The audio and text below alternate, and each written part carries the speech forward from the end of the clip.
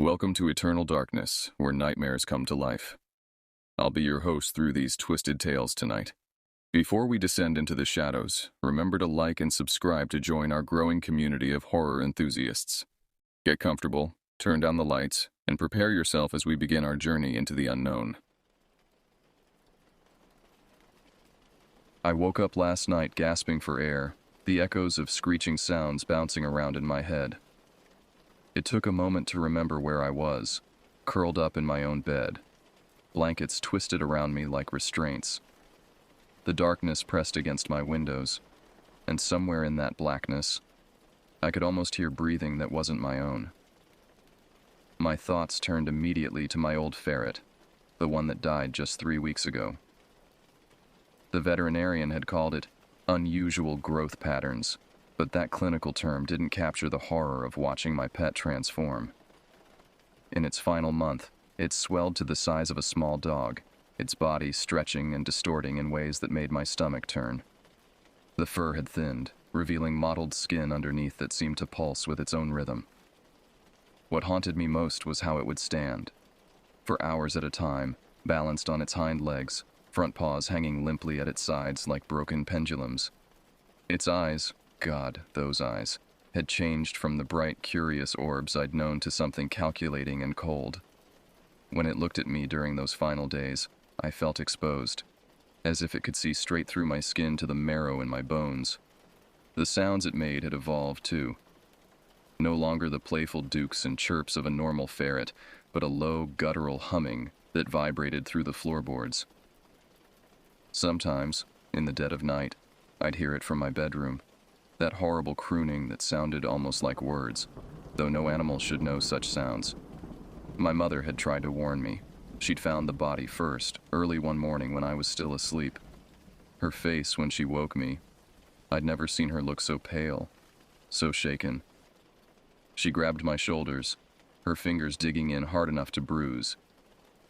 "You need to see this," she'd whispered, her voice trembling. "Before I call anyone, you need to understand what's happening." But I'd pushed her away, still groggy and irritated. I thought she was being dramatic about a dead pet. How could I have known? How could any of us have predicted what was starting? She'd tried again later that day, after the veterinarian had taken the body for examination. She cornered me in the kitchen, speaking in hushed tones about how the ferret's internal organs had been rearranged. How its bones had begun to fuse in patterns that made no biological sense. The vet had been baffled, she said, had taken samples and photos, muttering about contacting colleagues at the university. I'd dismissed her concerns, buried myself in the mundane routine of cleaning out the ferret's cage, trying to forget the way it had watched me in those final hours. But now, lying here in the dark with phantom scratches echoing in my ears, I wished I'd listened. I wished I'd looked at what she'd tried to show me. The walk with my friend Marcus was supposed to clear my head. We'd taken the forest trail behind the neighborhood, the one that wound through dense pines and eventually opened onto a small meadow. The autumn air was crisp, carrying the scent of decomposing leaves and distant wood smoke.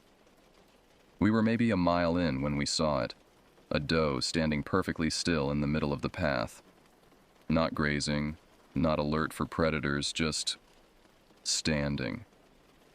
Its legs were positioned oddly, too close together, giving it an unstable appearance that made my skin prickle. Marcus, always the joker, started making those clicking sounds people used to call cats. "Here, dear, dear, dear," he cooed, grinning at me. But his smile faltered when the animal responded, taking measured steps toward us with mechanical precision. As it approached, details became clearer that made my breath catch. Its eyes were wrong, too focused, too aware. There was intelligence there that no prey animal should possess.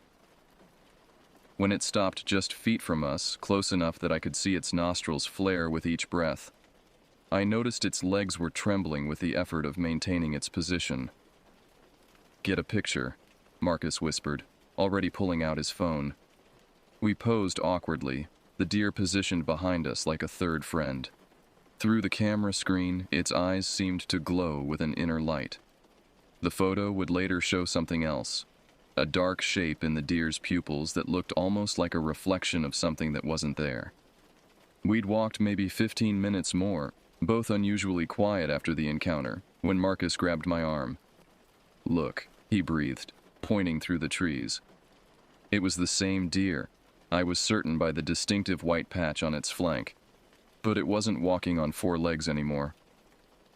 The creature was upright, balanced on its hind legs, front hooves dangling uselessly as it moved through the underbrush with a lurching, unsteady gait. My mind struggled to process what I was seeing. Deer don't walk upright. They can't. Their anatomy doesn't allow for it. Yet there it was, weaving between trees with the clumsy determination of something learning to use an unfamiliar body. Marcus started laughing. Sharp, hysterical barks of sound that seemed to echo too loudly in the quiet forest. I found myself joining in, because what else could we do? How do you react when the natural world breaks its own rules in front of you? The deer thing must have heard us. It stopped, its head swiveling toward us with a motion that was too smooth, too deliberate. For a long moment, we all stood frozen. 2 humans and something that used to be a deer, locked in a tableau of mutual recognition. Then it dropped to all 4s with a sound like breaking branches and bounded away into the deeper forest, leaving us gasping and shaking on the trail. The decision to get away wasn't conscious. I simply found myself packing a bag, getting in my car, and driving until I saw the hotel's neon sign cutting through the evening gloom. It promised a pub, hot food, and most importantly, distance from home. The building was a study in poor design, a concrete block with exterior corridors that left guests exposed to the elements. As I walked to reception, I noticed how the overhead lights flickered in patterns that seemed almost deliberate, casting dancing shadows that made the walls appear to breathe. Cats prowled the corridors in unusual numbers, their eyes reflecting the unstable light. They moved wrong too, I noticed. Too coordinated, too purposeful. When one looked directly at me, I saw the same unnatural awareness I'd seen in the deer, in my ferret during its final days. My room was small and smelled of industrial cleaning products trying to mask something earthier, more organic. I dumped my bag and headed straight for the pub, desperate for the normalcy of human voices and clinking glasses. The pub was half full, locals mixing with travelers, everyone focused on a mediocre cover band struggling through classic rock hits. I nursed a beer in the corner, letting the mundane wash over me like a protective blanket. For a few hours, I could almost pretend the world still followed its expected patterns. The pub closed at 11, and I made my way back through those exposed corridors with measured steps. The cats had multiplied, dozens of them now lining the walkway like a gauntlet. Their eyes tracked my movement with synchronized precision. That's when I heard it. A wet, dragging sound from around the corner. My rational mind said to go to my room, lock the door, and forget about it. But something deeper, some primitive warning system, told me I needed to see what was making that sound. She was massive, this woman, her body straining against clothes that were soaked with perspiration despite the cool night air. Her breathing came in labored gasps that sounded more like drowning than respiration. But it was her movement that made my legs turn to water. She wasn't walking so much as being pulled, her feet scraping along the concrete as if invisible hands dragged her forward. "Waiter," she slurred when she saw me, the word barely human. "Need. Waiter." I opened my mouth to respond, to offer help when her head began to turn. Not her body, just her head, rotating on her neck like a screw being twisted. I heard the vertebrae popping, a sound like knuckles cracking but magnified, wet and meaty. Her head continued its rotation until she was looking at me backward, her body still facing forward.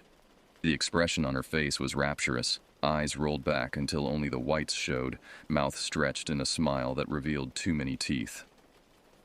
She moaned, a sound of pleasure and pain intertwined, and continued her dragging progress down the corridor. I made it to my room through pure adrenaline, slamming the door and engaging every lock. The chair wedged under the handle was probably useless, but it made me feel marginally safer.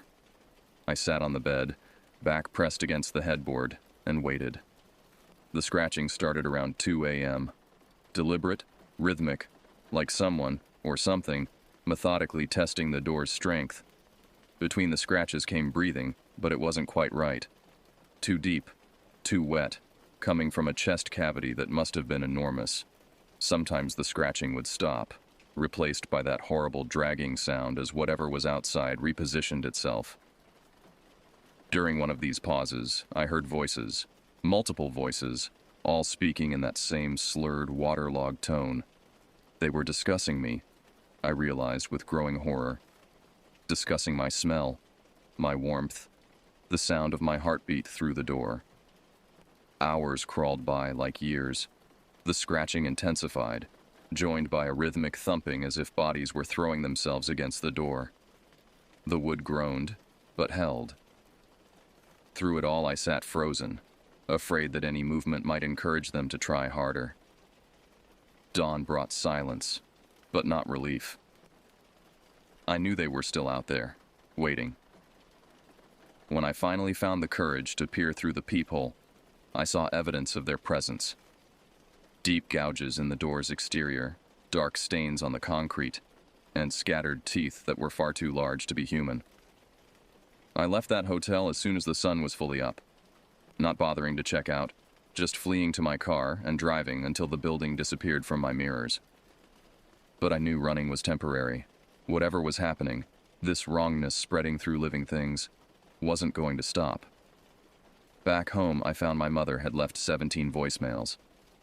Her voice grew more frantic with each message, describing animals in the neighborhood exhibiting similar behaviors.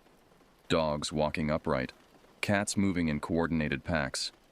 A neighbor who'd been found in their backyard, body contorted in impossible angles but somehow still alive, still moving. The final message was just breathing. Wet. Labored. Wrong. I've spent the last 3 days researching, preparing. The internet is full of similar stories now, spreading from rural areas into cities. The CDC has issued vague warnings about a behavioral contagion in animals. Hospitals report increasing numbers of patients with structural anomalies. I've marked July 23rd on my calendar. That's when I stop running and start hunting. I've gathered supplies, weapons, medical equipment, recording devices. If this is a disease, it needs to be understood. If it's something else, something that challenges our understanding of what's possible, then someone needs to document it. The scratching has started on my own door now. It's daylight, but they're getting bolder. Through my window, I can see figures in the street, some walking normally, others moving with that horrible dragging gait. A child's voice drifts up from below, singing a nursery rhyme in a pitch that makes my teeth ache. Whatever changed my ferret, whatever is changing us all, it's accelerating. The natural order is breaking down, replaced by something that views biology as a suggestion rather than a rule. And somewhere in this rising tide of wrongness, there must be a source, a patient zero, a reason. I'm going to find it. Because the alternative, letting this spread unchecked until the whole world walks on limbs that were never meant to bear weight, until every living thing stares with eyes that see too much, is unthinkable. The sun is setting now, painting the sky the color of blood. In the growing darkness, I can hear them gathering. Tomorrow, everything changes. Tomorrow, I stop being prey and become the hunter. God help me. God help us all.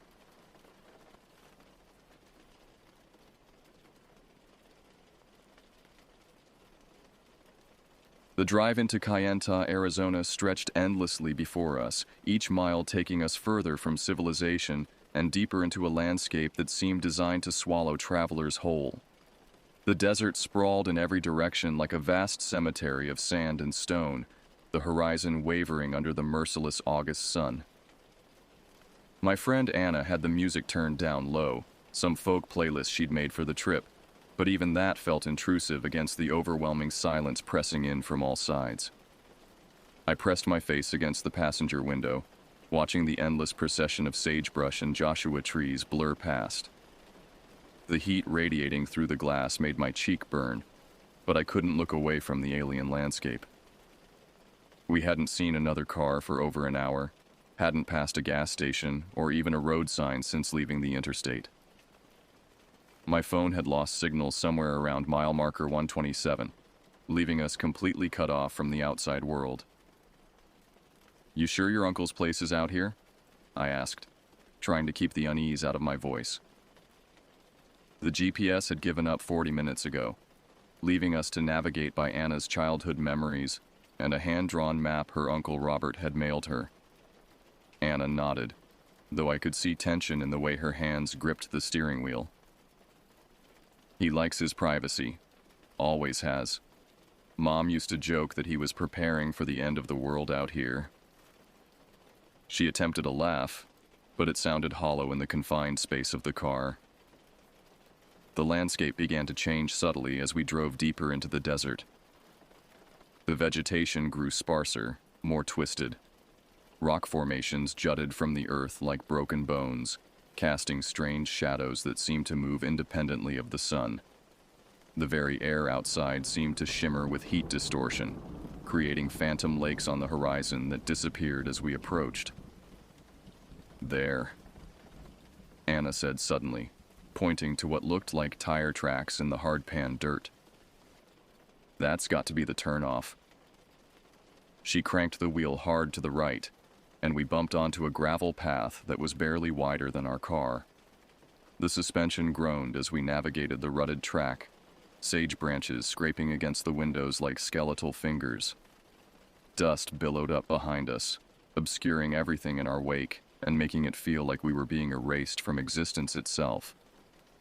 After what felt like an eternity of jarring bumps and scrapes, a structure materialized through the heat haze. Uncle Robert's house squatted against the desert floor like something that had grown from the earth itself. It was a low, rambling building of weathered wood and corrugated metal, its windows reflecting the brutal sun like dead eyes. A chain-link fence surrounded the property, but not the kind meant to keep people out. This fence was taller, more aggressive, with barbed wire coiled along the top like metal serpents. Uncle Robert emerged from the house as we pulled up, stepping onto a covered porch that looked ready to collapse at any moment. He was a tall, lean man in his 60s, his face carved into deep lines by decades of desert wind and sun. A wide-brimmed hat shadowed his eyes, and when he moved, there was something predatory about it, like he was always listening for sounds that others couldn't hear. "You girls made good time," he said as we climbed out of the car, his voice gravelly from years of cigarettes and solitude. But even as he spoke, his eyes kept scanning the horizon, never settling on us for more than a few seconds. "Uncle Robert," Anna said, rushing to hug him. "Thanks for letting us stay. I know you don't usually have visitors." He accepted the hug stiffly, patting her back once before gently pushing her away. "Solitude served me well out here," he said, "but it comes with its own complications." He didn't elaborate, instead helping us unload our bags with an efficiency that suggested he wanted us inside as quickly as possible. As I grabbed my duffel bag from the trunk, a sound caught my attention. A low, rhythmic thumping coming from somewhere beyond the fence. "What's that noise?" I asked. Robert froze, tilting his head to listen. The sound came again, 3 slow, deliberate thumps, like something heavy being dropped on hard ground. "Generator," he said after a moment, but there was something forced about his casual tone. "Acts up sometimes in this heat." The sound didn't repeat, but the silence that followed felt worse somehow, heavy with unspoken implications. As we walked toward the house, I noticed that all the windows were covered with heavy mesh screens, not the flimsy kind meant to keep out insects, but thick steel mesh that looked like it belonged on a prison. Dark stains marked the dirt around the porch. Could have been rust, could have been something else entirely. Inside, the house was spartanly furnished, but meticulously clean. The walls were lined with bookshelves packed with volumes on desert survival, wildlife tracking, and titles I couldn't quite make out in the dim light.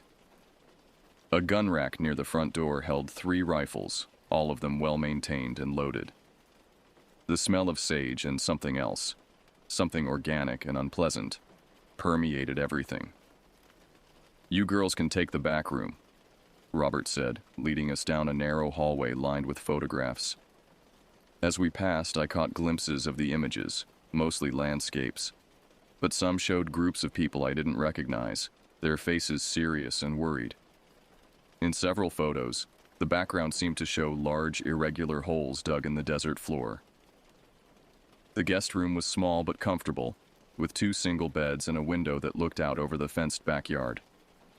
Through the mesh screen, I could see a series of outbuildings scattered across the property. A workshop, what looked like a storage shed, and something else. A concrete structure partially buried in the ground like a bunker. "Dinner's at 6, Robert said from the doorway. "Try to stay inside after sunset. The desert's not safe at night, especially lately." He turned to leave, then paused. "And keep that window locked. Always." As his footsteps faded down the hallway, Anna and I exchanged glances. "He's always been a little paranoid," she said, but her voice lacked conviction. "Living alone out here, it gets to people." I nodded, but something cold had settled in my stomach. The way Robert had looked at that window, the fear I'd glimpsed in his eyes when he mentioned nighttime. It wasn't the paranoia of isolation. It was the fear of someone who knew exactly what was out there in the dark. Dinner was a tense affair, served on the covered porch as the sun began its descent toward the horizon.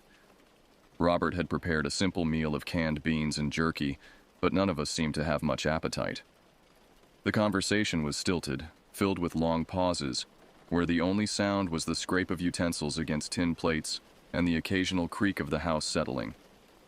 As the light began to fade, the desert transformed around us. The brutal heat gave way to an almost pleasant coolness, but with it came something else, a sense of watchfulness, as if the very landscape was holding its breath.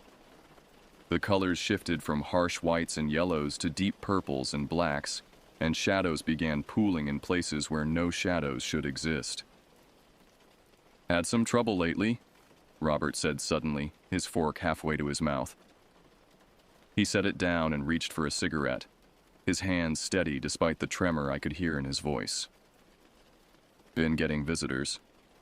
Anna leaned forward. "What kind of visitors?" Robert lit the cigarette and took a long drag, the ember glowing like a tiny beacon in the gathering dusk. "Started about 3 weeks ago.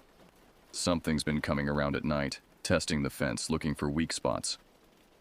He paused, exhaling smoke into the still air. "At first I thought it was coyotes, maybe a mountain lion. But this thing, it's different." "Different how?" I asked, though part of me didn't want to know the answer. "Coyotes run when they see you. Mountain lions avoid people altogether. This thing watches. It studies." He pointed toward a section of fence near the back of the property. "Found tracks out there 3 days ago. Bipedal at first, then switching to quadrupedal. Like it couldn't decide what it wanted to be." The temperature seemed to drop another 10 degrees, and I pulled my jacket tighter around my shoulders. "Maybe it's just someone playing a prank," I suggested weakly. Robert's laugh was bitter. "Nearest neighbor's 40 miles away, and they'd have to be damn committed to their prank, considering what I found yesterday." He stood up abruptly, disappearing into the house for a moment before returning with a small digital camera. He scrolled through the images until he found what he was looking for, then handed it to Anna. Her face went pale as she looked at the screen, and when she passed it to me, I understood why. The photo showed a section of the fence where the chain link had been systematically cut and bent back, creating an opening just large enough for a person to crawl through. But it was the way the metal had been twisted that made my skin crawl. The cuts were too clean, too precise, as if they'd been made with industrial tools. And around the opening, pressed into the soft earth, were tracks. The prints were unlike anything I'd ever seen. They started as human footprints, clearly defined with 5 toes and an arch, but they gradually morphed as they moved away from the fence. The toes elongated, the heel narrowed, and by the time they disappeared into the scrub brush, they looked more like the paws of some massive predator. "I reinforced that section yesterday," Robert said, crushing his cigarette under his boot. "But it'll be back. They always come back." "They?" Anna's voice was barely a whisper. Robert didn't answer immediately. Instead, he gathered up the plates and headed for the door. "Best get inside now, and remember what I said about keeping that window locked." As we followed him into the house, I caught a glimpse of movement in my peripheral vision. Something large and dark had shifted position near the workshop, just at the edge of the porch light's reach. When I turned to look directly at it, there was nothing there but shadows and the skeletal outline of a dead mesquite tree. But shadows don't breathe, and I could have sworn I'd seen the steady rise and fall of something drawing air into massive lungs. Inside, Robert went through an elaborate ritual of checking locks and securing the house for the night. Every window was not just locked, but reinforced with thick wooden bars that slotted into metal brackets.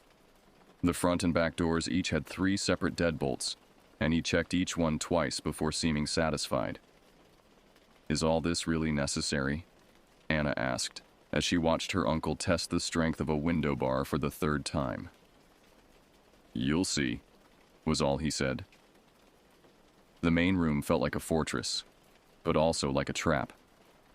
The heavy wooden shutters blocked out any view of the outside world, leaving us sealed in with only the pale yellow glow of battery-powered lanterns for illumination. Robert had explained that he turned off the main power at night, something about not wanting to advertise their presence. But the explanation felt incomplete. We settled into an uneasy routine, Anna reading on one of the couches while I tried to focus on a magazine I'd brought. Robert sat near the front door, a rifle across his lap, cleaning the barrel with slow, methodical movements. The only sounds were the soft whisper of turning pages and the rhythmic scrape of the cleaning rod. Then, just after 10 o'clock, it started. The first sound was so faint I almost convinced myself I'd imagined it.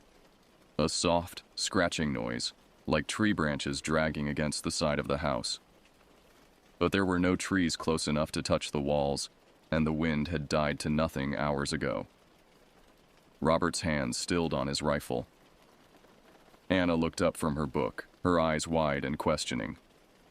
We all held our breath, straining to hear. The scratching came again, longer this time, moving from the front of the house toward the side wall. It was deliberate, purposeful, as if something was testing the strength of the wooden siding. Robert slowly stood up, his movements fluid and silent, like a predator preparing to strike. "Stay quiet," he whispered, his voice barely audible.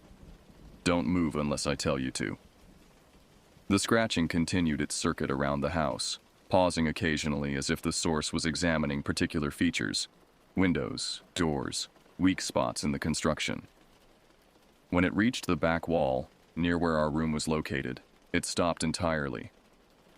The silence that followed was suffocating. Minutes passed without any sound, and I began to hope that whatever it was had moved on.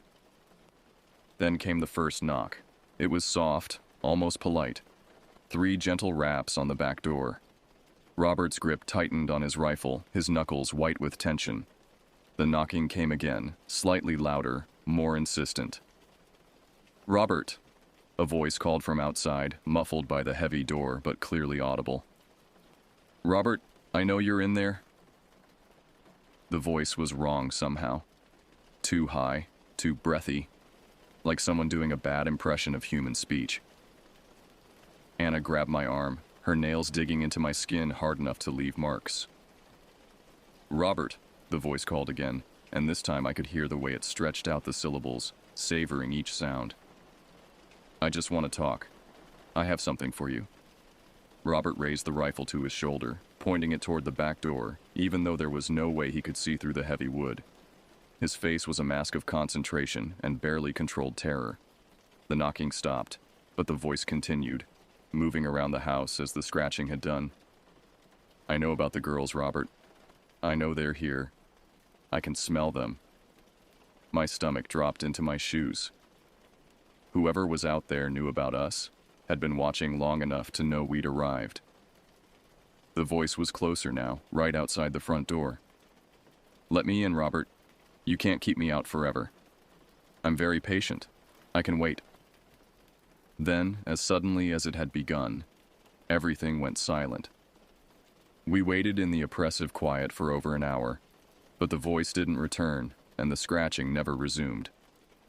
When Robert finally lowered his rifle, his hands were shaking. "It's gone," he said, but he didn't sound relieved.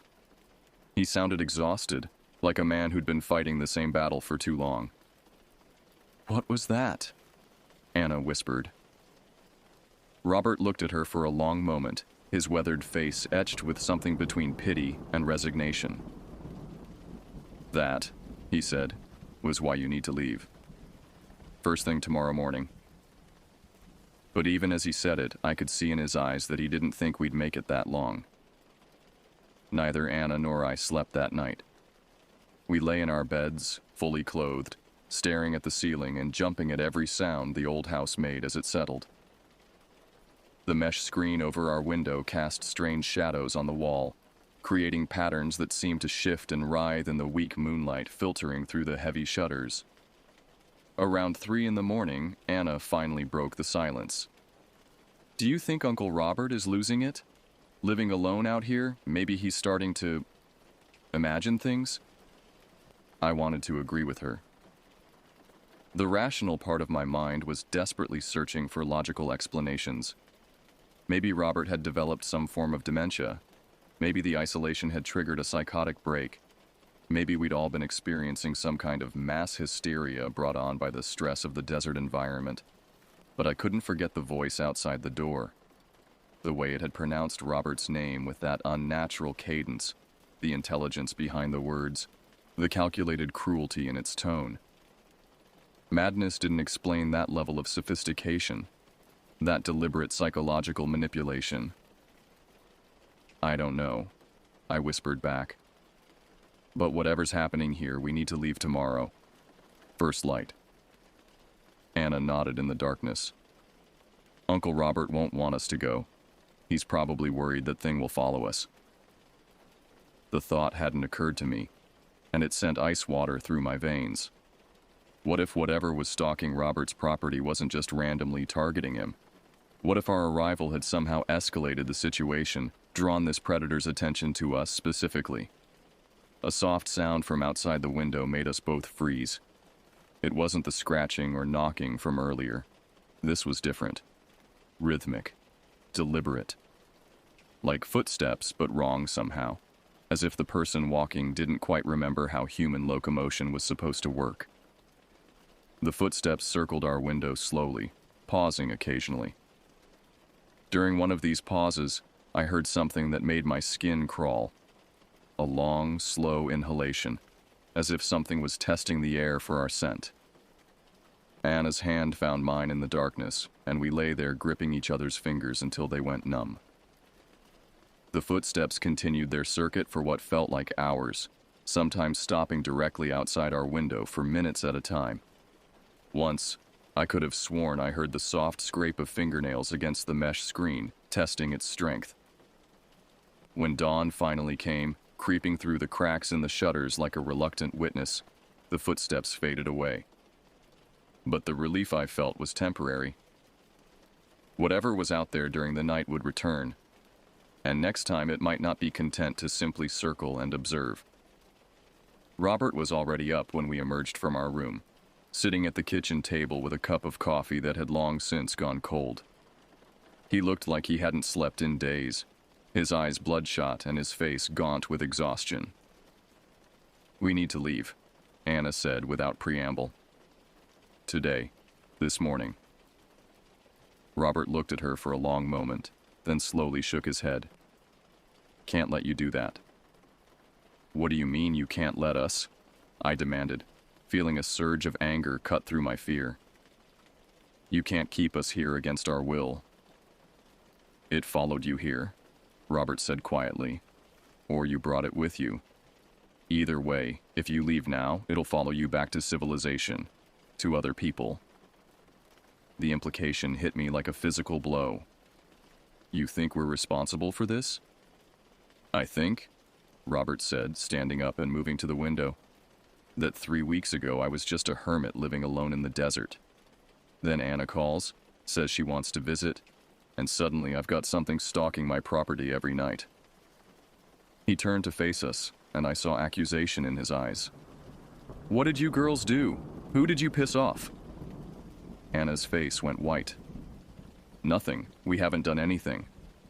But there was something in her voice, a note of uncertainty that made me look at her more closely. She was avoiding my eyes, her hands fidgeting with the hem of her shirt. Anna, I said slowly, is there something you haven't told me about this trip?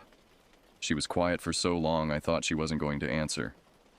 When she finally spoke, her voice was barely audible. There was this guy, back in Phoenix. I was seeing him for a few months, and when I broke up with him, he didn't take it well.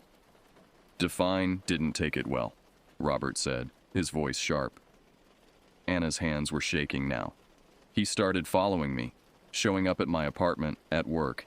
He sent these weird texts talking about how we belonged together, how no one else would ever understand me the way he did. She paused, wiping tears from her eyes. I got a restraining order, but he violated it twice. The police said there wasn't much they could do unless he actually hurt me. What was his name? Robert asked. Vincent Morrison, but his friends called him Vinny. Anna looked up at her uncle with desperate eyes. You don't think he followed us out here, do you? It's been over 400 miles. Robert was already moving toward a filing cabinet in the corner of the room. He pulled out a folder thick with newspaper clippings and printouts from the internet. Morrison, he muttered, flipping through the papers. Morrison. Here. He pulled out a police report and handed it to Anna. Her face went even paler as she read. What is it? I asked. Vincent Morrison, Anna whispered. Arrested 6 months ago for breaking into his ex-girlfriend's house. She found him hiding in her bedroom closet at 3 a.m. When the police searched his apartment, they found... She stopped reading, her hands trembling so badly she could barely hold the paper. What did they find? I pressed. Robert answered for her. Detailed surveillance photos of the victim, maps of her daily routine, and a collection of animal bones arranged in specific patterns around a shrine he'd built in his bedroom.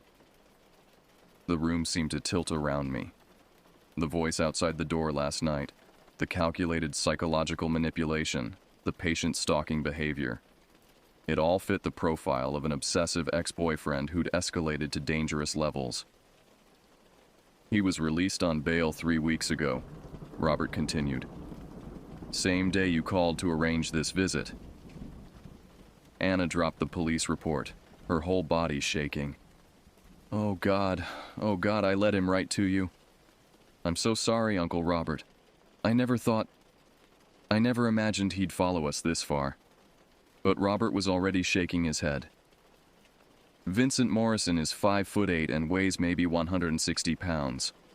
What I saw on my security cameras last night was bigger. Much bigger.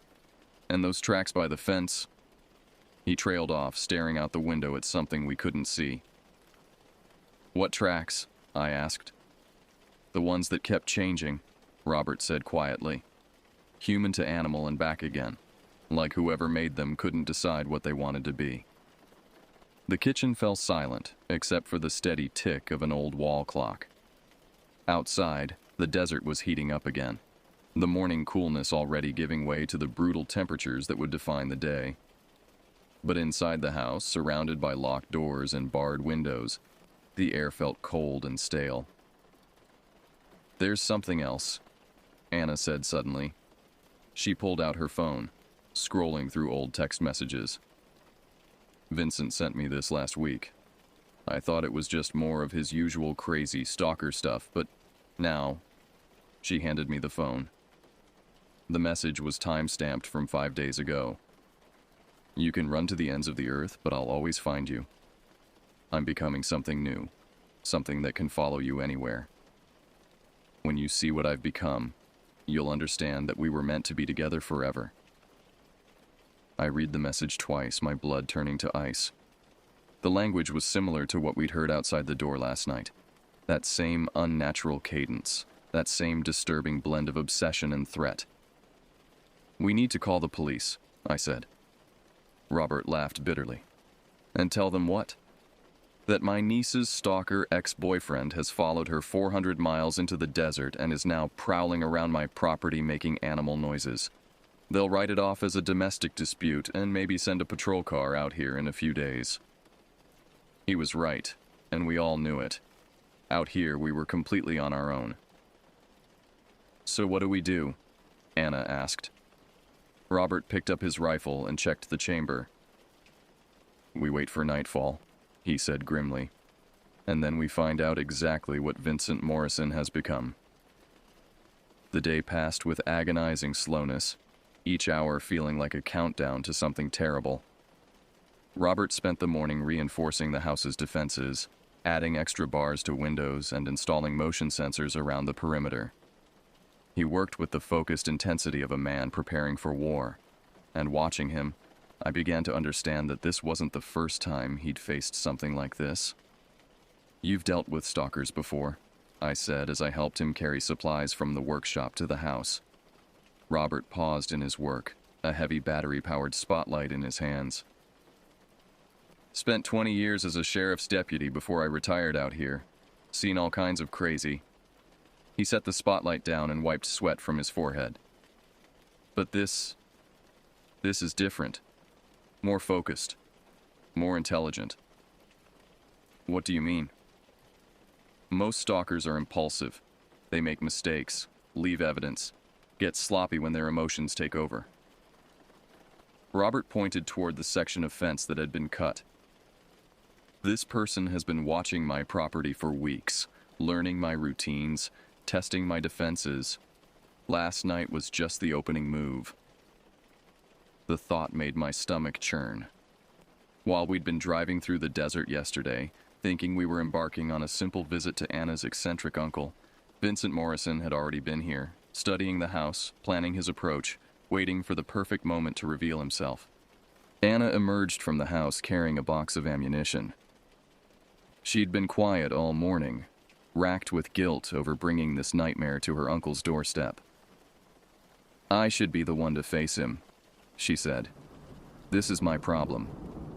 I shouldn't have dragged you into it. You didn't drag anyone anywhere, Robert said firmly. And you're not facing anything alone. We're family, and family protects each other. But even as he said it, I could see the doubt in his eyes.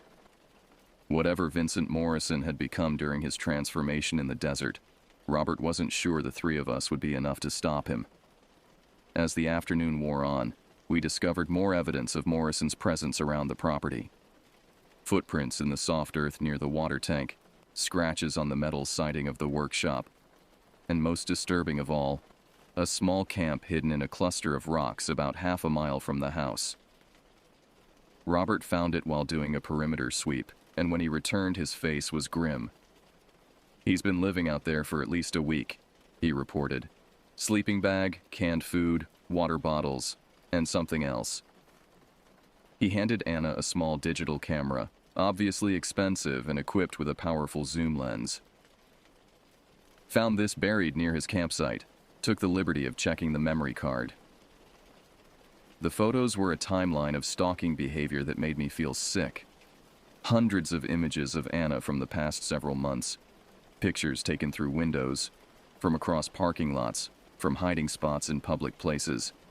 But the most recent photos, taken in the last few days, showed the three of us around Robert's property. Morrison had been documenting our every move since we'd arrived. Look at the timestamps, Robert said. Some of these were taken during daylight hours. He was watching us even when we thought we were safe. The last photo in the sequence was the most disturbing. It was a close-up of our bedroom window taken from just a few feet away.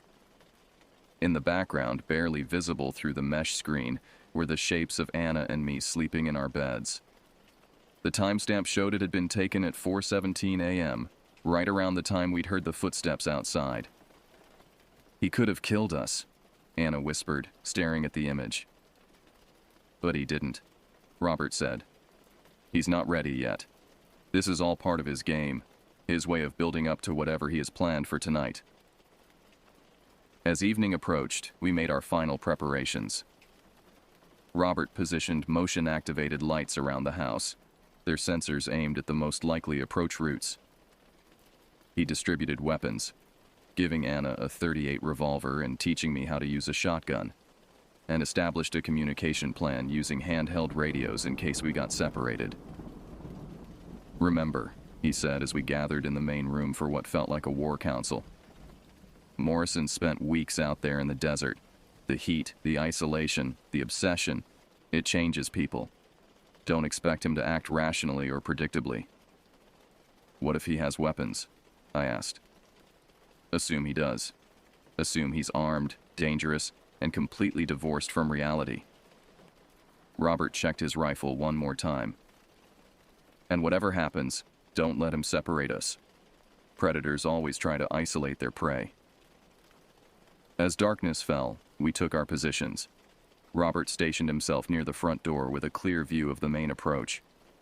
Anna and I were in the back room, watching the rear windows and the section of fence where Morrison had cut his way through before. The house felt different at night.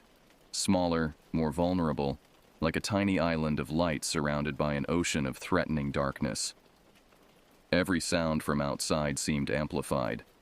The rustle of wind through sagebrush, the distant howl of coyotes, the occasional crack of cooling metal in the outbuildings. For the first 2 hours, nothing happened. I began to hope that maybe Morrison had moved on, that our preparations had convinced him to find easier prey elsewhere. But Robert had warned us that predators were patient, and shortly after 10 o'clock, the motion sensors began triggering. The first light came on near the workshop, illuminating an empty patch of ground, then another near the fence line, then a third near the main gate. It was as if Morrison was deliberately triggering the sensors, letting us know he was there without revealing his exact location. "He's playing with us," Anna whispered into her radio. "Stay focused," Robert's voice crackled back. "Don't let him get in your head." But it was already too late for that. The psychological warfare had begun, and Morrison was clearly an expert at it. Over the next hour, he systematically triggered every motion sensor around the property, sometimes in sequences that suggested multiple people, other times in patterns that seemed impossible for a single person to achieve. Then the lights started going out. One by one, the motion sensors stopped triggering. Not all at once, which would have suggested a power failure, but individually, as if Morrison was methodically disabling them. The perimeter of safety around the house grew smaller and smaller until only the immediate area around the front and back doors remained illuminated. "He's cutting the wires," Robert reported over the radio. "Moving in closer." That's when we heard the voice.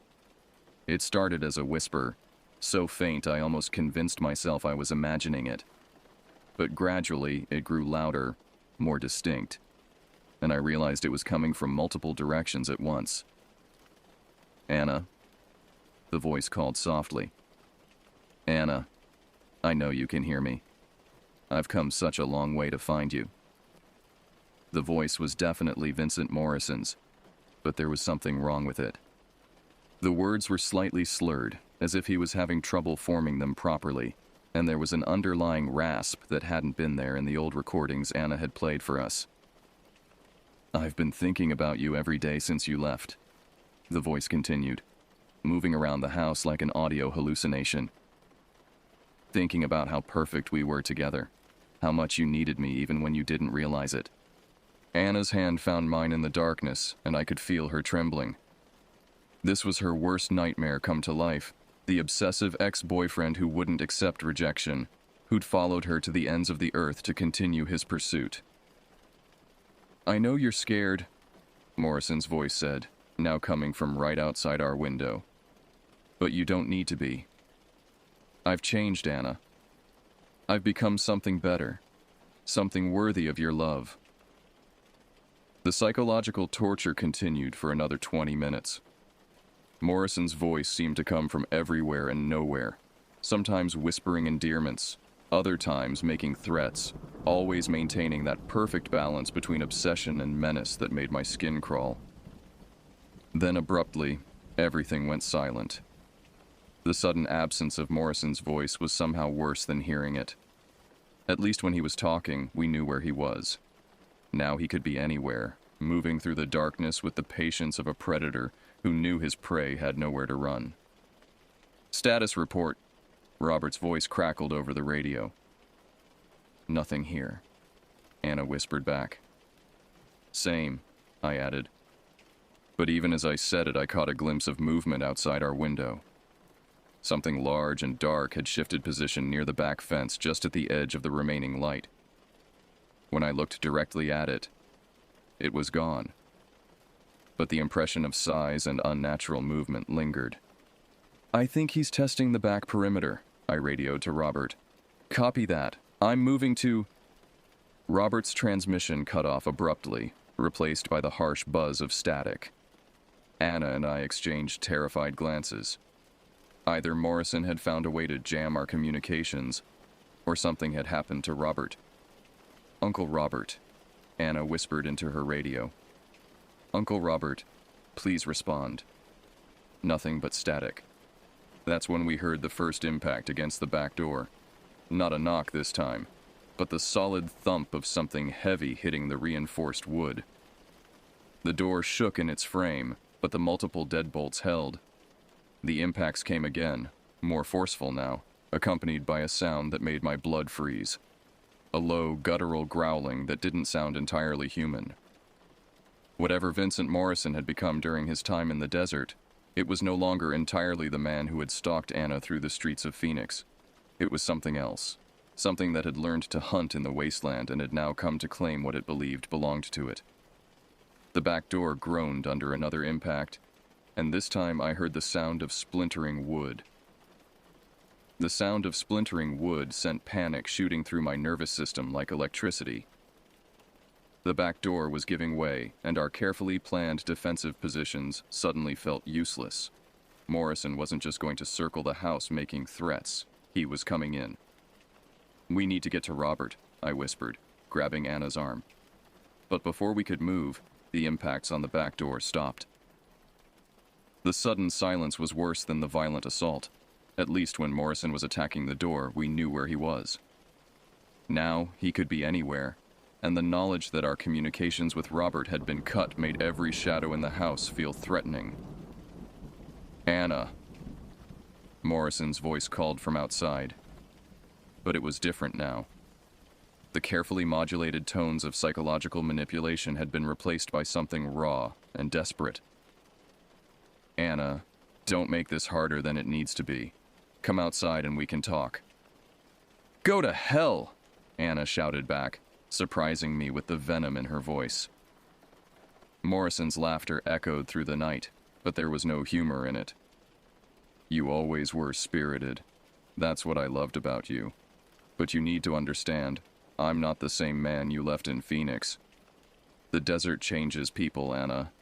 It strips away all the unnecessary parts, all the weakness. What's left is pure purpose." A new sound joined his voice, the scrape of metal against wood, as if he was running a knife blade along the exterior walls.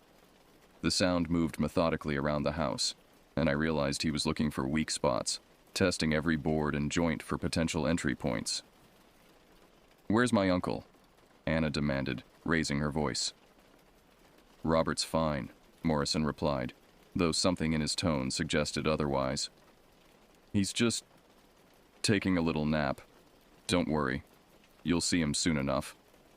The scraping stopped directly outside our window. Through the mesh screen, I could see a vague outline pressed against the glass. Tall, unnaturally thin, with proportions that didn't look quite right. Morrison had lost weight during his time in the desert, but this looked like more than simple starvation. His silhouette was distorted, elongated, as if his very bone structure had changed. "I can see you in there," he whispered, his voice now coming from just inches away. "Both of you. You look scared. That's good. Fear makes the blood taste better."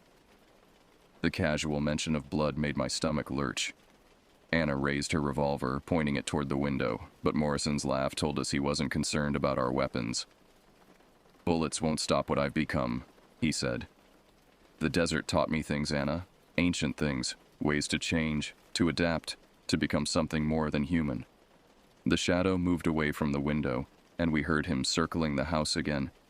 But his movements were different now, not the careful, measured steps of a human being, but something more fluid and predatory. Sometimes it sounded like he was walking upright, other times like he was moving on all fours. "We need to find Robert," I whispered to Anna. Whatever Morrison did to him, he might still be alive. Anna nodded, her face pale but determined. We crept to the bedroom door and peered down the hallway. The main room was empty, Robert's rifle lying abandoned on the floor near the front door. There was no sign of a struggle, no blood, no indication of what had happened to him. "Uncle Robert?" Anna called softly. A voice answered from the direction of the kitchen, but it wasn't Robert's. "He's in here," Morrison called back, his tone cheerful and conversational. "Why don't you come join us? We're having such an interesting conversation about your childhood." The invitation was obviously a trap, but we couldn't abandon Robert. Anna started toward the kitchen, but I grabbed her arm, stopping her. "Wait," I whispered. "If we go in there, we're playing by his rules. We need to change the game." I pointed toward the gun rack near the front door. Robert had mentioned that all 3 rifles were loaded, and we might need the extra firepower. Anna nodded, understanding immediately. We moved carefully down the hallway, staying low and keeping to the shadows. The abandoned rifle on the floor was a pump-action shotgun, and I grabbed it while Anna retrieved one of the remaining weapons from the rack, a bolt-action hunting rifle with a powerful scope. "Much better," Morrison's voice called from the kitchen. "I can hear you moving around out there." "Good. I want you armed. It makes the hunt more interesting." Armed with our weapons, we positioned ourselves at opposite ends of the main room, creating crossfire positions that would give us the best chance if Morrison tried to rush us. The kitchen was just beyond a narrow doorway, and from our positions, we could see part of the room, but not all of it. "Robert?" I called out. "Are you okay?" "He's fine," Morrison answered instead. "A little tired, maybe. The desert sun can be exhausting, especially when you're tied up in it all day." The casual cruelty in his voice made my hands shake with rage. Morrison hadn't just stalked us to Robert's property. He'd been torturing the old man, using him as bait to draw us into his trap. "What do you want?" Anna demanded. "What I've always wanted," Morrison replied. "You. Forever. In Phoenix, you could still run away, still hide behind restraining orders and police reports. But out here, there's nowhere to go. Just you and me and all the time in the world to get reacquainted. I'd rather die than go anywhere with you," Anna spat. "Death is just another kind of togetherness," Morrison said, and I could hear the smile in his voice. In the desert, I learned about permanence, about bonds that can't be broken by courts or distance or even mortality. A soft groan came from the kitchen. Robert, still alive but obviously in pain. Morrison had positioned him perfectly as bait, knowing we couldn't abandon the old man no matter how dangerous the rescue attempt might be. "Here's what's going to happen," Morrison continued. "Anna, you're going to put down that gun and come into the kitchen, just you. Your friend can wait outside. I'm feeling generous tonight. Once we've had our reunion, I'll consider letting both of you live long enough to appreciate what I've become. Go to hell, Anna repeated, but I could hear the uncertainty in her voice. The knowledge that her uncle was suffering because of her was eating away at her resolve. Anna, don't, I whispered. It's what he wants. The second you go in there alone, we're all dead. But Morrison had other ideas. The lights went out suddenly, plunging the house into complete darkness. Emergency lighting kicked in a moment later, battery-powered units that Robert had installed as backup. But the pale blue glow only made the shadows deeper and more threatening. In the shifting light, I saw Morrison's silhouette appear in the kitchen doorway. My first impression was that he was standing on something to make himself appear taller. But as my eyes adjusted, I realized that wasn't it at all. Morrison had grown, not just thinner from his time in the desert, but actually taller, his frame stretched and distorted like a funhouse mirror reflection. "Surprise?" he said, stepping into the main room. Anna screamed. Morrison's face was wrong in every way that mattered. His features were still recognizably human, but they'd been elongated and sharpened, as if someone had grabbed his skull and pulled it like taffy. His eyes were too large, too bright, reflecting the emergency lighting like an animal's. His mouth was filled with teeth that were too long, too sharp, and when he smiled, the expression was a parody of human emotion.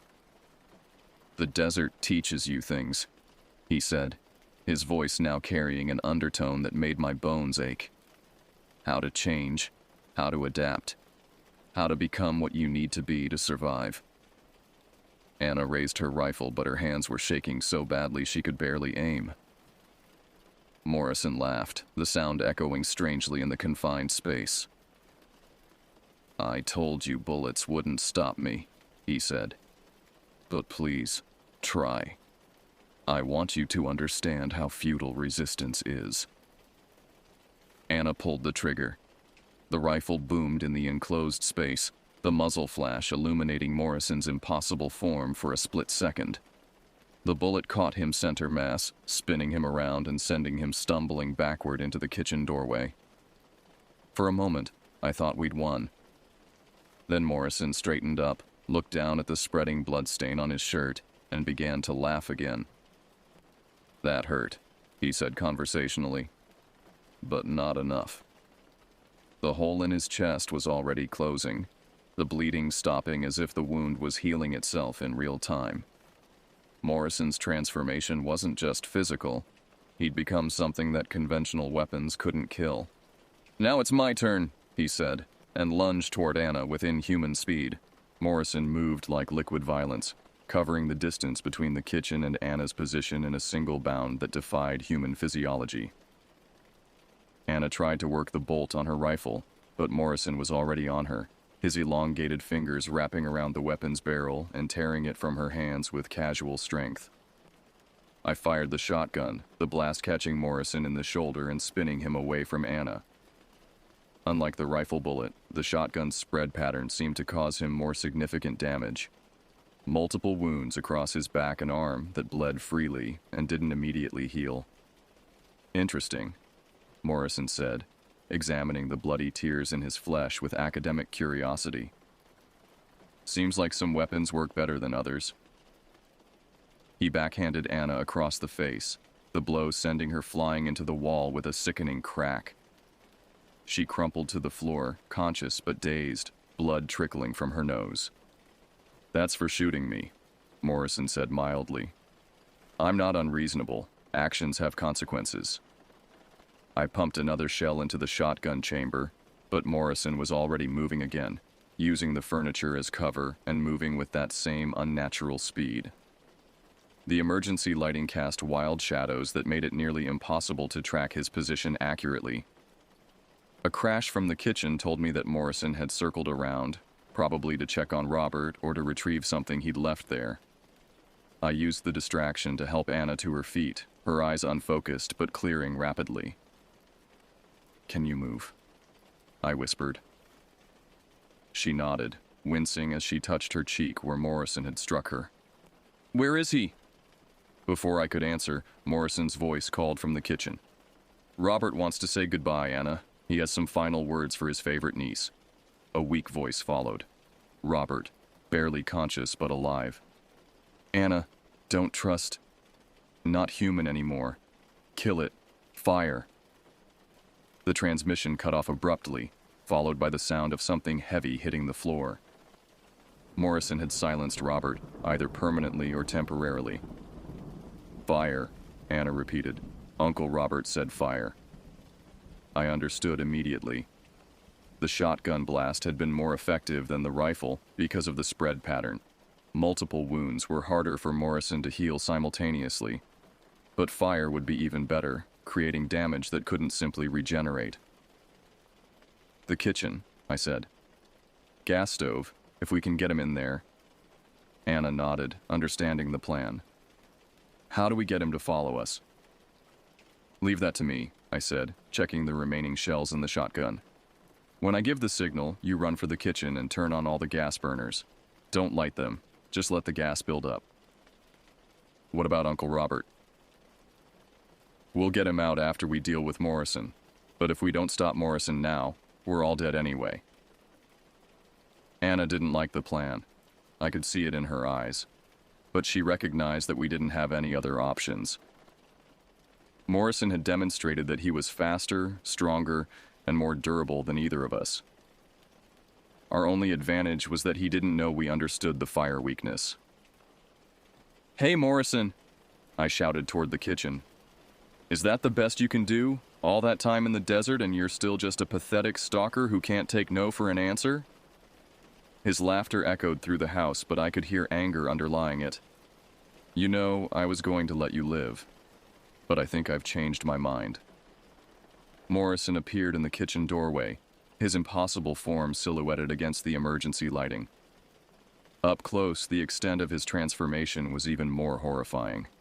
His limbs were too long, his fingers ending in what looked like claws, and his face.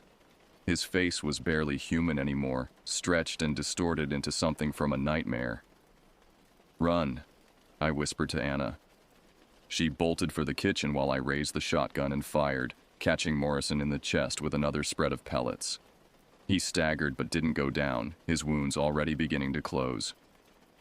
Getting boring, he said, lunging toward me. I rolled aside, pumping another shell into the chamber as Morrison's claws raked across the floor where I'd been standing. The wood splintered under the impact, deep gouges that showed just how sharp his transformed fingernails had become. From the kitchen came the soft hiss of gas escaping from multiple burners. Anna was following the plan, but I needed to get Morrison into that room before he realized what we were doing. I fired again, this time aiming for his legs. The blast caught him just below the knee, and for the first time, Morrison actually went down, his leg unable to support his weight with that much tissue damage.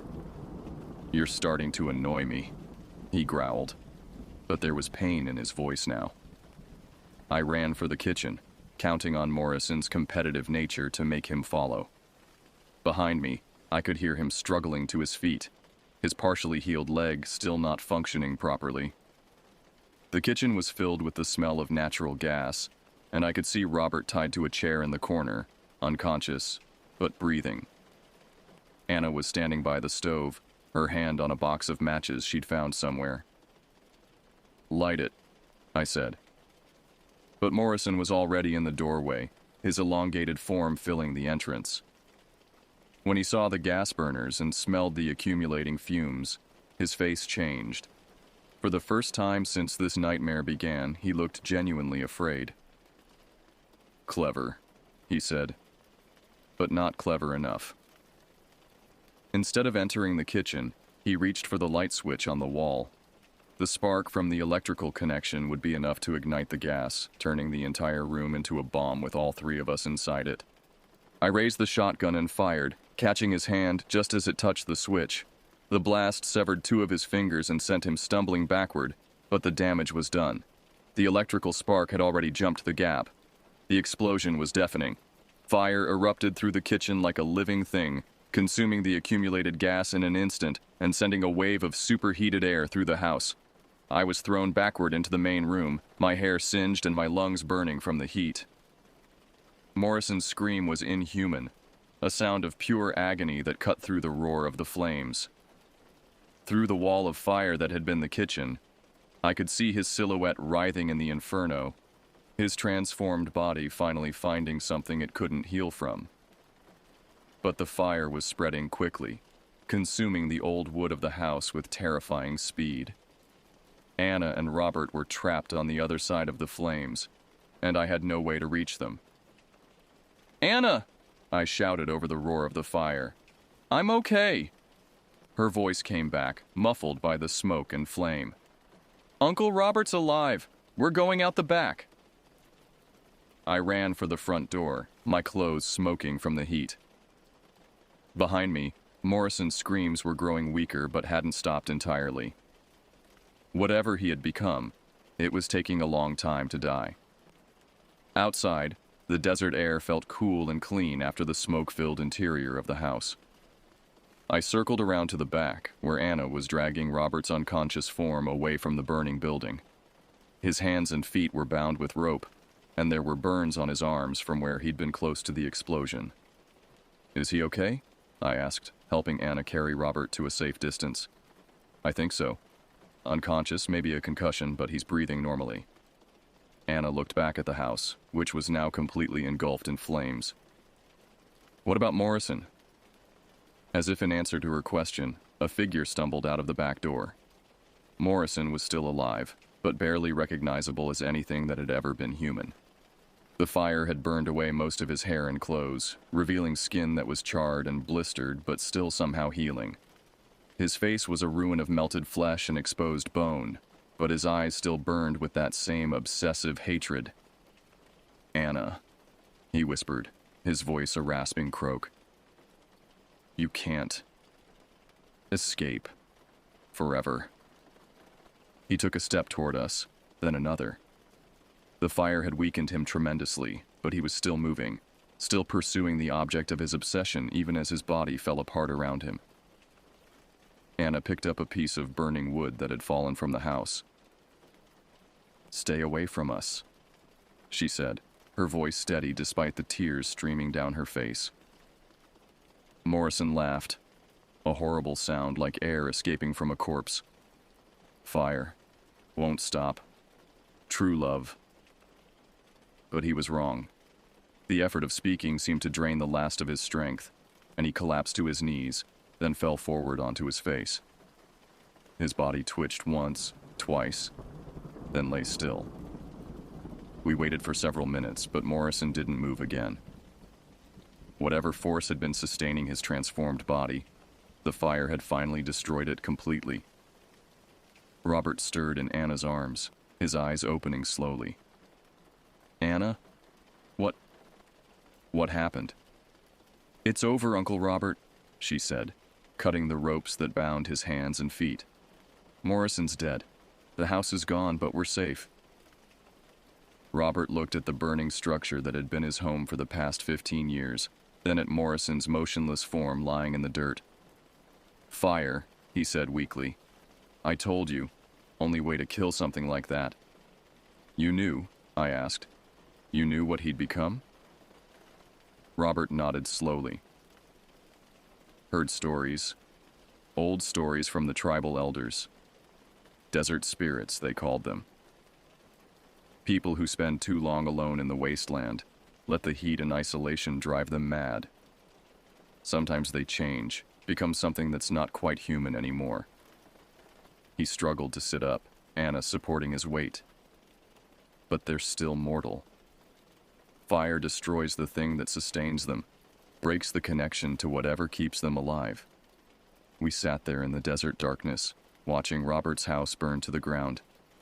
And I realized that we'd probably never know the full truth about what Vincent Morrison had become during his time in the wilderness.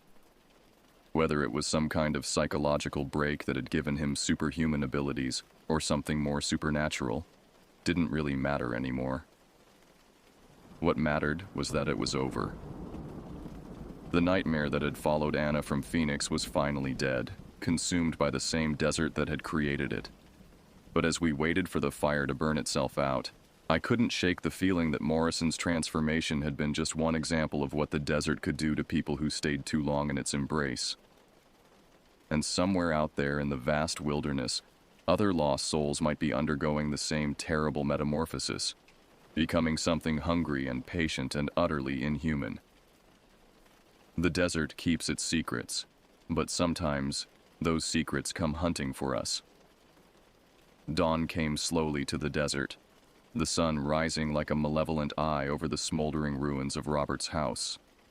The fire had burned itself out sometime during the night, leaving nothing but blackened timber and twisted metal scattered across the foundation. Morrison's body lay where it had fallen, but the desert sun had already begun the process of mummification, drawing the moisture from his corpse and leaving behind something that looked more like ancient leather than human remains. Robert sat propped against a large boulder, conscious now but still weak from his ordeal. Anna had found a first aid kit in his truck and was treating the burns on his arms, her hands steady despite the trauma of the past 24 hours. "We need to call the police," she said for the third time since sunrise. "Report Morrison's death, the fire, everything." Robert shook his head. "And tell them what? That your stalker ex-boyfriend transformed into some kind of desert monster and tried to kill us all? They'll lock us up for psychiatric evaluation." "Then we lie," Anna said. "Say he broke in, we fought. The house caught fire during the struggle." "With what evidence?" Robert gestured toward the burned ruins. "Morrison's body is barely recognizable, the house is gone, and all the physical evidence went up in smoke. Best case scenario, they believe us and we get tied up in investigations for months. Worst case, they think we murdered him and burned the house to cover it up." I knew Robert was right, but the idea of simply walking away from what had happened felt wrong somehow. Morrison had committed crimes, both before and during his transformation. There should be consequences, justice, some kind of official recognition of what we'd endured. "What about the other people he might have stalked?" I asked. "His other victims? Don't they deserve to know he's dead?" Robert considered this, his weathered face thoughtful. "Morrison was released on bail 3 weeks ago and immediately disappeared into the desert. As far as the authorities are concerned, he's already a fugitive. When he fails to show up for his court date, they'll issue a warrant. But out here..." He gestured toward the vast emptiness surrounding us. "People disappear in the desert all the time. Eventually, they'll assume he died of exposure or got lost, and the case will go cold." Anna finished bandaging Robert's burns and sat back on her heels. "So we just leave his body here?" "The desert will take care of it," Robert said simply. "Sun, wind, scavengers. In a few weeks, there won't be enough left to identify even if someone stumbles across the remains." The casual way he discussed the disposal of Morrison's corpse made me uneasy, but I had to admit the logic was sound. We had no way to explain what had really happened without sounding insane, and any investigation would likely cause more problems than it solved. "There's something else we need to consider," Robert continued. "Morrison wasn't the only one out there. The stories I mentioned about people changing in the desert, they're not isolated incidents. There might be others." The thought sent ice water through my veins. The idea that Morrison's transformation wasn't unique, that there could be other predators lurking in the wilderness, was almost too terrifying to contemplate. "How many others?" Anna asked. "No way to know for sure. The desert's a big place, and people who want to disappear can stay hidden for years if they know what they're doing." Robert stood up slowly, testing his balance. "But we need to be careful going forward. Word spreads in small communities, and if someone else with Morrison's condition hears about what happened here, they might come looking for revenge." We spent the rest of the morning salvaging what we could from the ruins. Robert's truck had survived the fire, parked far enough from the house to escape the worst of the heat, and we loaded it with the few possessions that hadn't been destroyed. The rifles were twisted metal now, useless, but Robert found a .45 pistol in the glove compartment that would provide some protection for the journey back to civilization. As we prepared to leave, I took one last look at Morrison's remains. In the harsh morning light, his corpse looked almost peaceful, like someone who had finally found rest after a long struggle. But I knew better. The thing that had stalked us through the night had been driven by an obsession so intense it had literally transformed his body, reshaping him into something designed for hunting and killing. "Do you think he knew?" I asked. "At the end, do you think Morrison understood what he'd become?" Robert followed my gaze to the body.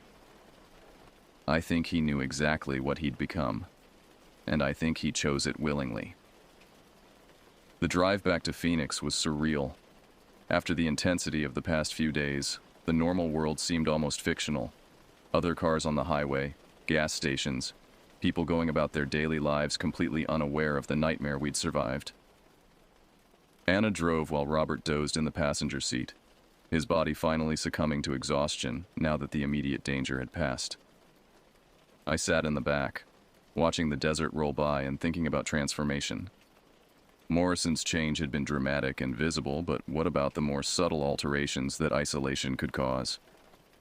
How many people living on the edges of society were slowly being reshaped by their environment, their obsessions, their disconnection from human community? "Penny for your thoughts," Anna said, catching my eye in the rearview mirror. "Just wondering how many other Vincent Morrisons are out there," I admitted. "How many people on the edge of society, one step away from becoming something monstrous?" Anna was quiet for a moment. "Uncle Robert said the desert changes people, but I think people change themselves. Morrison chose to follow me, chose to isolate himself, chose to let his obsession consume him. The desert just accelerated the process." She was probably right, but it didn't make me feel any better. The world suddenly seemed full of potential predators, people whose grip on humanity was more tenuous than I'd ever imagined. We stopped for gas in a small town about an hour outside Phoenix, and while Anna filled the tank, I called my sister to let her know I was safe. I couldn't tell her the real story, of course, just made up some excuse about Robert's house having electrical problems and us needing to cut the visit short. "You sound different," my sister said. "Tired." "Just ready to be home," I replied. And it was true. After the isolation and terror of the desert, I craved the safety of familiar surroundings, normal people, ordinary problems. But even as I said it, I knew that home wouldn't feel quite the same anymore. The experience had changed me, given me knowledge I didn't want about the darkness that could exist at the edges of civilized society. I would always be watching for signs now, in strangers' eyes, in news reports, in the spaces between what people said and what they meant. Robert woke up as we reached the Phoenix city limits, his eyes immediately scanning our surroundings as if searching for threats. The habits of hypervigilance once learned were hard to break. "Where to?" Anna asked. "Drop me at the bus station," Robert said. "I've got some business to take care of, then I'll figure out where to go from there." "You could stay with me for a while," Anna offered, "until you get back on your feet." Robert smiled, but it was sad.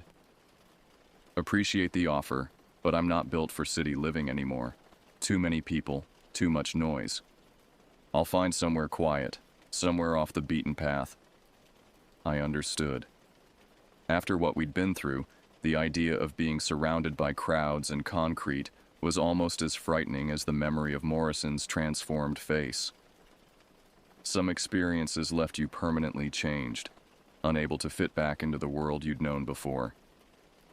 We said our goodbyes at the Greyhound station, exchanging promises to stay in touch that we all knew we probably wouldn't keep.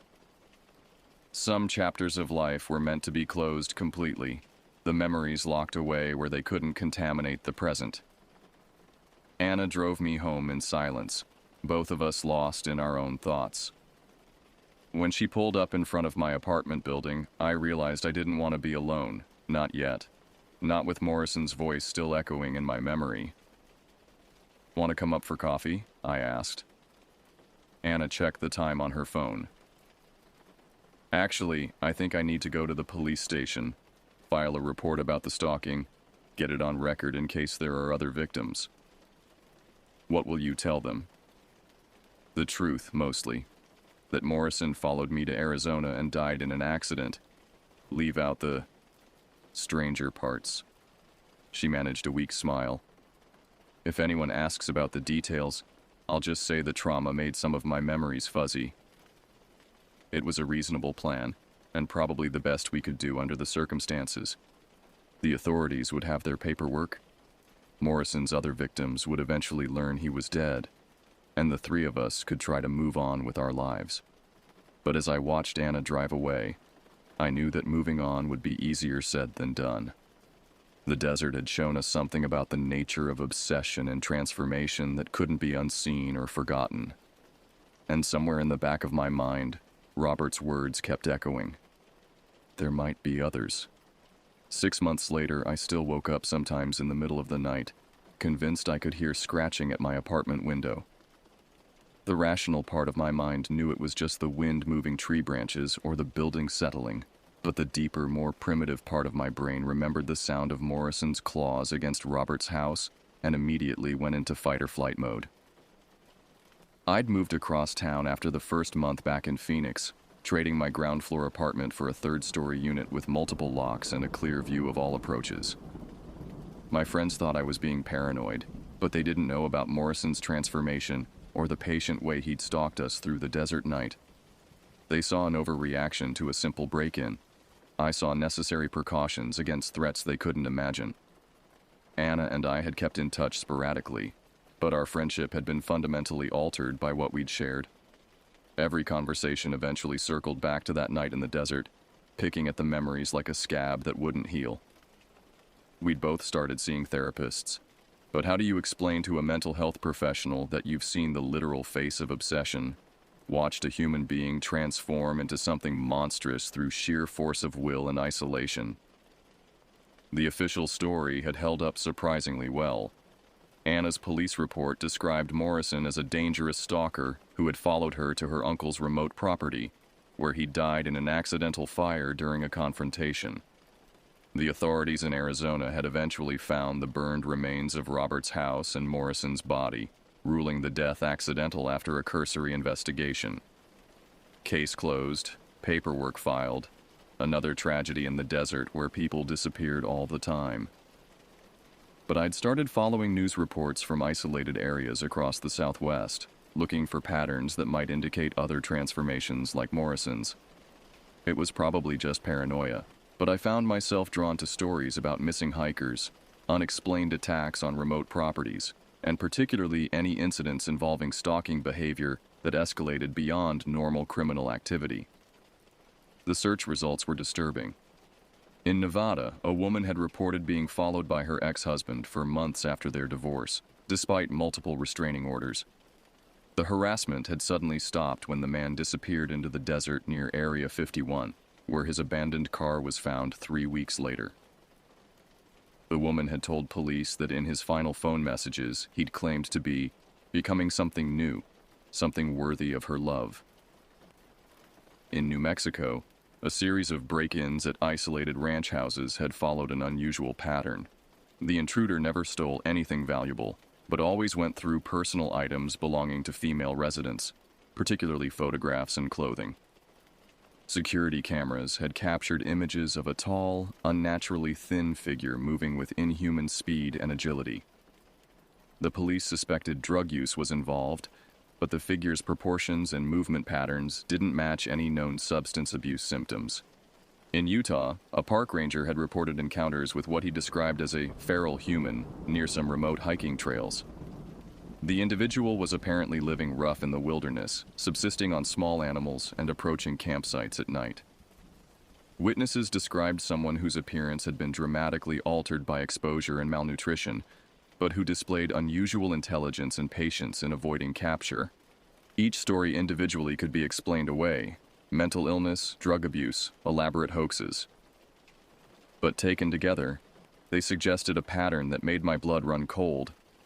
Morrison hadn't been unique.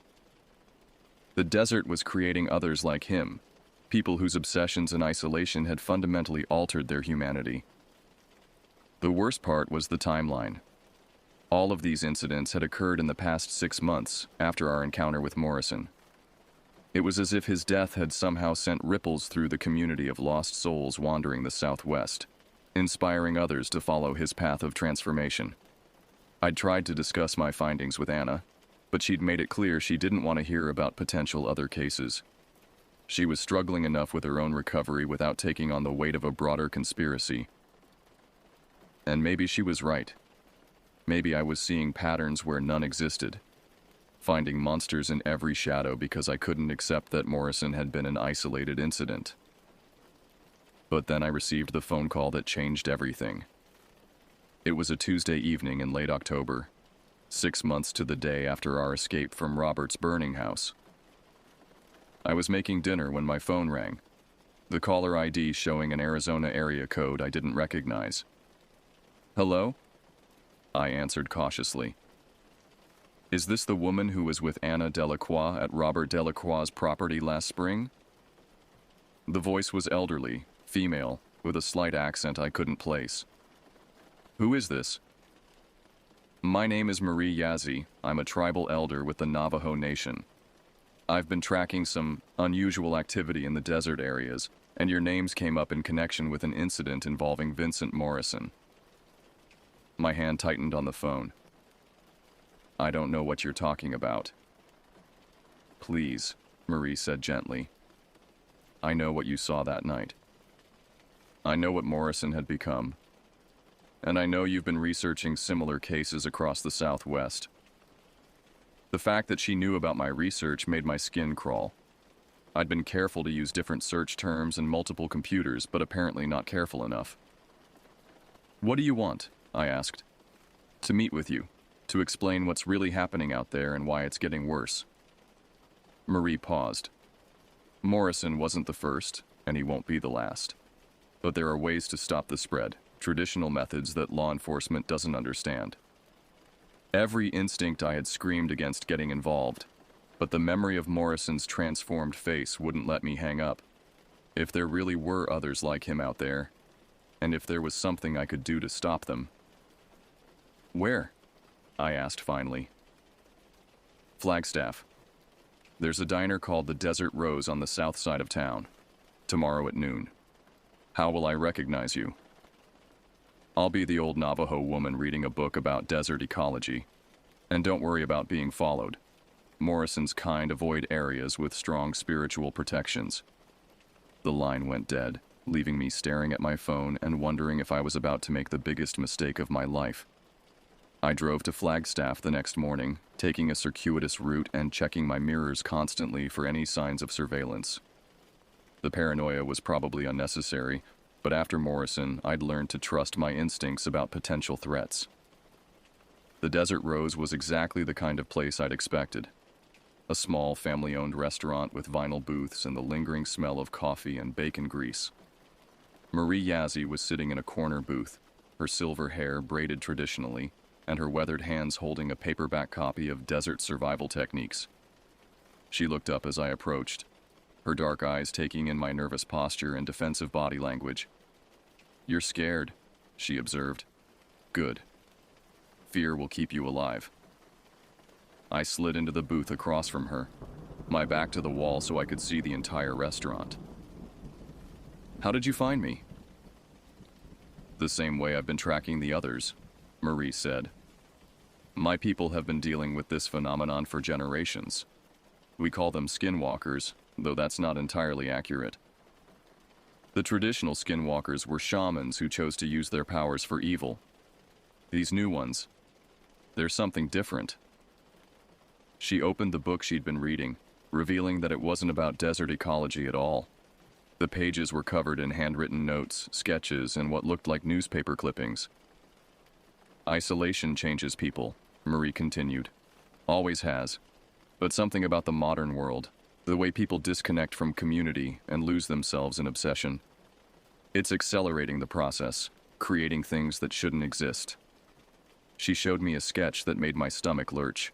a human figure distorted and elongated, with proportions that matched Morrison's transformed state. The drawing was dated 3 years earlier. "You've seen this before," I said. 17 times in the past decade. The pattern is always the same. Someone with obsessive tendencies isolates themselves in the desert, usually following a romantic rejection or career failure.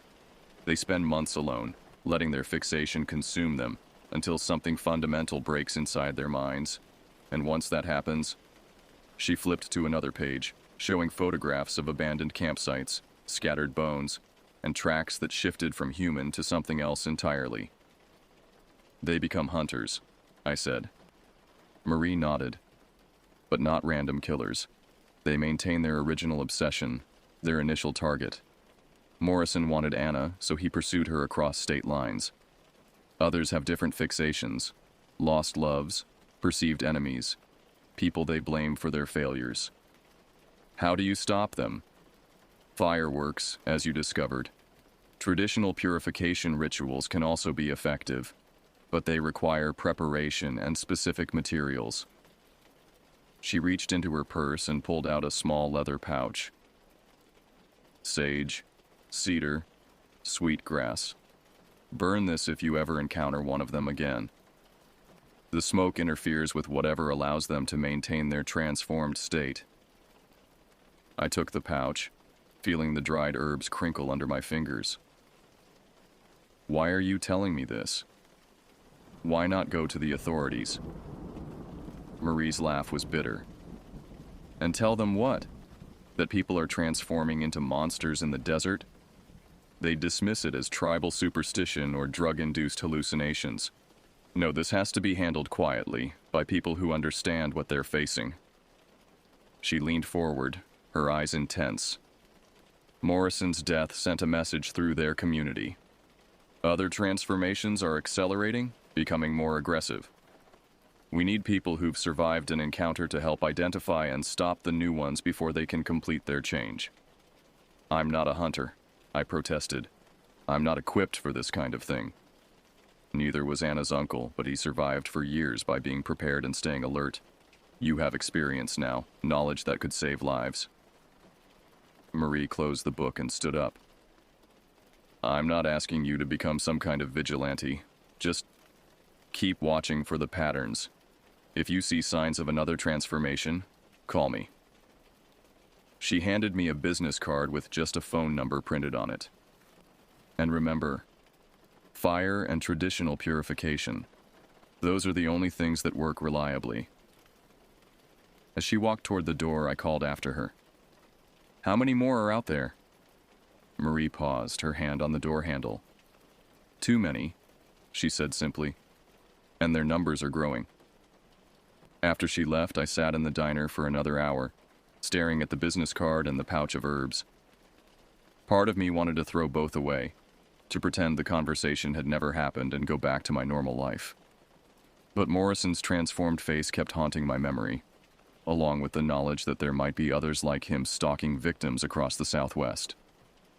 The rational choice would be to walk away, to let law enforcement and tribal authorities handle whatever was happening in the desert. But I'd seen what conventional approaches could accomplish against these transformed predators. Basically nothing. If Marie was right, if the problem was getting worse, then people with direct experience might be the only hope for stopping it. I drove home that evening with the herbs in my glove compartment and Marie's phone number programmed into my phone.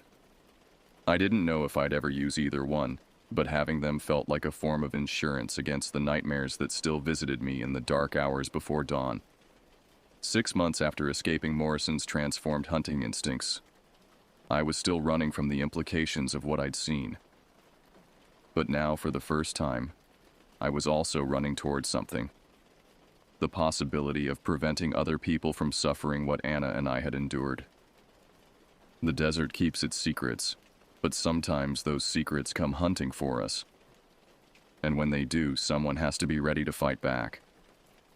The story of Vincent Morrison was over, but the larger tale of transformation and obsession in the American Southwest was just beginning. And whether I wanted it or not, I'd become part of that story, carrying knowledge that could mean the difference between life and death for future victims. In the end, that's what survival really means.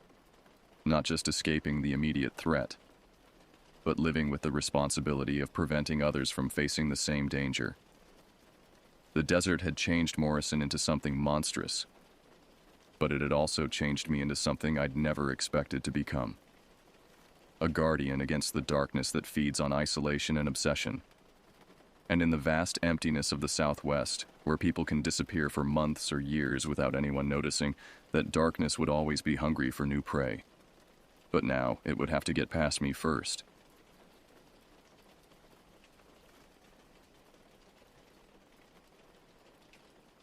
I never wanted to be the kind of person who jumps at shadows.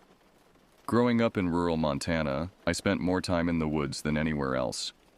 My father, an avid hunter and former Forest Service ranger, taught me everything he knew about the wilderness, how to track animals, read weather patterns, and most importantly, how to trust my instincts. Nature always warns you, he'd say. You just have to learn to listen. I met Matt Reeves in college, where we both studied environmental science. He was the opposite of me, a city kid who'd fallen in love with the outdoors during a summer camp job. His enthusiasm was infectious, and soon our weekend hiking trips became legendary among our friend group. That's how Lisa Chen and Brad Thompson joined our little circle. Lisa was studying wildlife biology, already planning her PhD research on wolf populations. Brad was an engineering student who claimed he only came along to photograph birds, but we all knew he had a crush on Lisa. After graduation, we stayed close. Matt took a job with the Forest Service, following in my father's footsteps. Lisa got her PhD and started working on wildlife corridors. Brad designed hiking gear for REI. I became an environmental consultant, helping companies minimize their impact on wild spaces. We still tried to get together for at least one big camping trip each year. That's what made the Green Valley trip seem so perfect when Matt suggested it. September 1998. I'll never forget the date. We were all dealing with different pressures. Matt was struggling with a difficult breakup. Lisa was fighting for funding for her research. Brad had just lost his mother to cancer. And I was trying to ignore the growing sense that something was wrong with the world I thought I understood so well. Matt found the cabin through a coworker, Carl something. I never met him, but later I wished I had. The listing showed a rustic but charming place, tucked away in a remote valley that was supposed to be a hidden gem for wildlife watching. No cell service, no Wi-Fi, no distractions, just wilderness and quiet. We planned meticulously, or at least we thought we did. I reviewed topographical maps, marking potential hiking routes and points of interest. Lisa researched local wildlife patterns, excited about the possibility of observing nocturnal species. Brad packed his camera gear and some new prototype hiking equipment he wanted to test. The supply list was standard for us. 3 days of food, water purification systems, first aid kits, emergency beacons. Matt insisted on bringing extra batteries for everything. He'd had too many close calls with dead flashlights. I remember teasing him about being paranoid, if I'd only known. The weather forecast looked perfect. Clear skies, mild temperatures, low wind. Indian summer, they called it. The kind of weather that makes you believe nothing could possibly go wrong. The drive took longer than expected. The paved roads gave way to gravel, then to dirt. Trees pressed in closer as we ventured deeper into the valley, their branches forming a canopy that filtered the sunlight into strange, shifting patterns. Matt's old Jeep handled it well enough, but something felt off. The GPS signal kept cutting out, and the compass on my phone was acting strange, spinning randomly before settling on directions that couldn't possibly be right. The cabin looked different from the photos. Not just older or more weathered, but wrong somehow. The angles seemed slightly off, as if it had been built by someone who didn't quite understand how buildings should work. The windows were too narrow, the door slightly too tall. Brad joked that it looked like something from a Tim Burton movie. We arrived late afternoon, the sun already starting to sink behind the mountains. The air felt heavy, thick with the scent of decay. Not the usual forest rot, but something sweeter, almost metallic. Lisa noticed it first, frowning as she stepped out of the jeep. "Smell that?" she asked, her scientist's mind already trying to categorize it. "It's like fermented fruit, but with something else. Copper, maybe?" None of us had an answer, but we were tired and hungry, ready to settle in. We unloaded the jeep, trying to ignore the way the floorboards creaked under our feet, how the walls seemed to absorb sound in a way that made our voices sound distant and strange.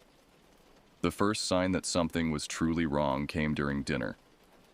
We were sitting around the rickety kitchen table, sharing sandwiches and planning the next day's hike, when we all noticed it at once. The silence. Not just quiet, but a complete absence of sound. No birds, no insects, not even wind in the trees. "This isn't right," Lisa said, her voice barely above a whisper. "There should be evening bird song, owl calls, something." Matt tried to lighten the mood. "Maybe they're all at a party we weren't invited to." We laughed, but it was forced. Something about that silence pressed in on us, making it hard to breathe. None of us slept well that first night. The darkness felt alive somehow, watching us through those two narrow windows. And somewhere, just at the edge of hearing, something moved through the woods. The real horror began the next morning. We'd planned an early start, hoping to reach a nearby ridge that promised spectacular views. The trail started normally enough, winding through old-growth forest. But as we moved deeper into the valley, things began to change. The vegetation grew strange. Fungi we couldn't identify, moss that seemed to pulse with its own inner light. The trees themselves looked wrong, their bark stripped in patterns that formed unsettling symmetries. Lisa, with all her biological expertise, couldn't explain what we were seeing. Then we found the first kill site. It looked like something had taken down an elk, but the way the carcass was arranged, no natural predator would do that. The bones were laid out in a deliberate pattern, forming what looked like symbols, and they were fresh. The blood hadn't fully dried. "Mountain lion wouldn't do this," Brad muttered, his camera forgotten at his side. "Bears don't..." "Nothing we know does this," Matt finished, his Forest Service training useless in the face of what we were seeing. The worst part was the smell, that same sweet metallic odor from the cabin, but stronger here. It made my head swim, and I noticed Lisa swaying slightly as she took samples. Even as she worked, her hands shaking, she tried to maintain scientific detachment. "The pattern suggests intelligence," she said, her voice steady despite her pale face. "But the bite marks, they're not consistent with any known predator. The tooth spacing is all wrong." That's when we heard it, a sound that didn't belong in these woods or anywhere else in the natural world. It started as a low hum, almost subsonic, more felt than heard. Then it shifted into something like whale song, if whales could somehow sing in the mountains. Finally, it transformed into what I can only describe as laughter, but stretched and distorted, like a recording played at the wrong speed. We should have turned back. Every instinct honed through years in the wilderness screamed at us to get out. But we were experienced outdoors people, trained to face wildlife encounters and survive rough conditions. Our rational minds couldn't process what our primitive brains already knew. We weren't dealing with anything natural. The forest had changed around us. The familiar woodland landscape twisted into something alien.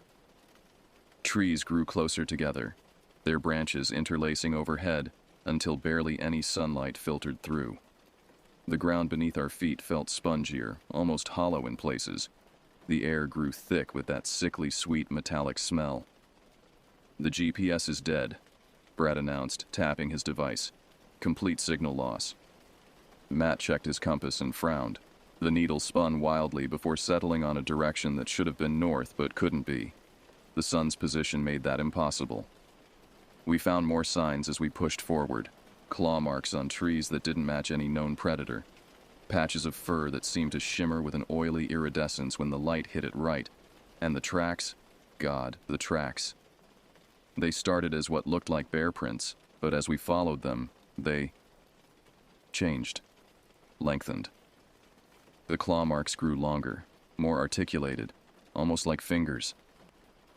Lisa took photos and measurements, her scientific mind still trying to categorize what we were seeing. The stride length keeps increasing, she muttered. And look at the depth of the impressions. Whatever made these would have to weigh at least 800 pounds. But there's no drag marks, no sign of it redistributing that weight. The temperature dropped rapidly as we ventured deeper, far faster than normal for the season. Our breath came out in thick white clouds, and frost started forming on the surrounding vegetation, despite it being well above freezing just minutes before. The creature emerged from the gathering darkness like a tear in reality. One moment, there was just shadow between the trees. The next, something else. My brain struggled to process what I was seeing, trying to fit it into categories I understood. Bear, elk, wolf. But it refused to conform to any of them. It stood upright, that much I'm certain of. Taller than a grizzly on its hind legs, but moving with an unsettling grace that no bear possesses. Its fur, if you could call it that, seemed to absorb light rather than reflect it, creating a void in the shape of an animal. But it was the eyes that haunt me most in my nightmares. They glowed with a pale, milky blue luminescence, like the heart of a glacier, and held an intelligence that was terrifyingly aware. "Don't move," Matt whispered, his Forest Service training kicking in despite the impossibility before us. The creature's head turned toward his voice, and its mouth, God, its mouth, opened in what might have been a smile, revealing row upon row of crystalline teeth that seemed to catch and refract the fading light. Then it spoke. Not in words, not exactly. The sound was like the thing we'd heard earlier, that whale song quality. But now it formed patterns that our minds somehow translated into meaning. It spoke of hunger, of patience, of watching us since we'd entered its valley.